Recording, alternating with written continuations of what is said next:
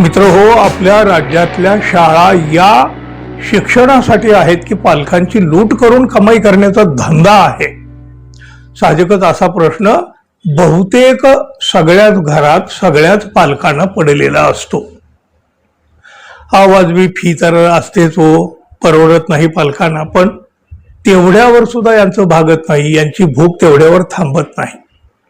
शाळा सुरू होण्याच्या आधीपासून यांची दुकानं खुली होतात आणि वर्षभर ही दुकानं चालू राहतात, ही दुकानदारी चालू राहते. विद्यार्थ्यांना गणवेश घ्यायचा आहे, आमच्याकडूनच घ्या. पुस्तकं घ्यायची तर ती आमच्याकडूनच घ्या. कुठलंही शैक्षणिक साहित्य घ्यायचंय तर ते सुद्धा आम्ही सांगू त्याच दुकानातून घ्या. इतर ठिकाणाहून खरेदी केलेलं मान्य केलं जाणार नाही, असा दुराग्रह बहुतेक शाळांमधून केला जातो. अशा दुकानांचं आणि शाळांचं काय संधान असतं हे काही आता वेगळं सांगायची गरज नाही. प्रत्येक घराघरात याची माहिती आहे. पालक मात्र यात भरडला जातो. आता मात्र शाळांची ही दुकानदारी सरकारनं बंद केलेली आहे. शाळांनी गणवेश, पुस्तकं आणि इतर शैक्षणिक साहित्य ठराविक दुकानातून खरेदी करण्याची जर सक्ती केली ना, तर आता त्या शाळावर थेट कायदेशीर कारवाई केली जाणार आहे. प्राथमिक शिक्षक संचालनालयानं या संदर्भामध्ये आता नवे कडक परिपत्रक जारी केलेलं आहे. दरवर्षी अनेक शाळा या विशिष्ट दुकानदाराची हातमिळवणी करून पालकावर तिथूनच साहित्य घेण्याचा दबाव टाकतात आणि मग या तक्रारीची दखल शिक्षण विभागाने घेतलेली आहे. राज्यातल्या सर्व माध्यमाचे आणि सर्व बोर्डाच्या खाजगी प्राथमिक आणि माध्यमिक शाळांना गणवेश किंवा साहित्य खरेदीची सक्ती करता येणार नाही.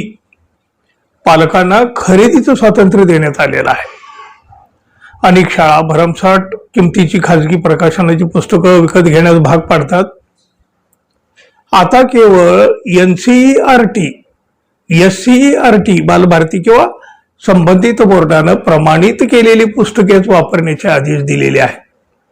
त्यामुळे आता पालक आपल्या सोयीनुसार आणि परवडणाऱ्या दराप्रमाणे कोणत्याही दुकानातून शैक्षणिक साहित्य खरेदी करू शकतील. कोणत्याही शाळेनं विद्यार्थ्यांवर विशिष्ट खाजगी प्रकाशनाची पुस्तकं खरेदी करण्याचे बंधन घालू नये, असं सुद्धा या आदेशामध्ये स्पष्टपणे सांगण्यात आलं आहे. राज्य मंडळ, CBSE, ICSE या शाळांनी मान्यताप्राप्त पाठ्यपुस्तके वापरायला हवीत असे निर्देश सुद्धा यावेळी देण्यात आलेले आहेत. कुठल्या शाळेनं जर ठराविक दुकानाचा आग्रह धरला तर पालक शिक्षणाधिकाऱ्यांच्याकडे तक्रार देखील करू शकतात आणि या तक्रारीमध्ये तथ्य जर आढळलं तर संबंधित शाळेची मान्यता रद्द करण्यापर्यंत कारवाई होऊ शकते, असे स्पष्ट संकेत आता दिले गेलेले आहेत.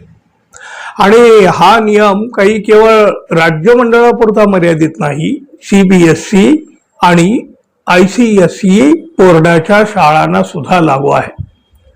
शाळांनी स्वतःच्या फायद्यासाठी पालकांना वेठीस धरू नये असे स्पष्ट निर्देश सुद्धा शिक्षण संचालक शरद गोसावी यांनी दिलेले आहेत. शिक्षण विभागाच्या या निर्णयामुळे पालकांना शैक्षणिक साहित्य खरेदीत मोकळीक मिळणार असून शाळांकडून होणाऱ्या आर्थिक सक्तीला आळा बसणार आहे. शाळांनी सुरू केलेल्या दुकानदारीमुळे त्रस्त झालेल्या पालकासाठी हा एक खूप मोठा दिलासा मिळालेला आहे. आणि बघा, तरी सुद्धा या उपरही एखाद्या शाळेनं आपली दुकानदारी सुरू ठेवलीच ना, तर या दुकानांना कुलूप कसं लावायचं याची जबाबदारी आता पालकांनी पार पाडायला हवी. धन्यवाद मित्रहो, आपल्या चॅनलला आपण सबस्क्राईब करावं ही अपेक्षा आहे. पुन्हा भेटू. नमस्कार.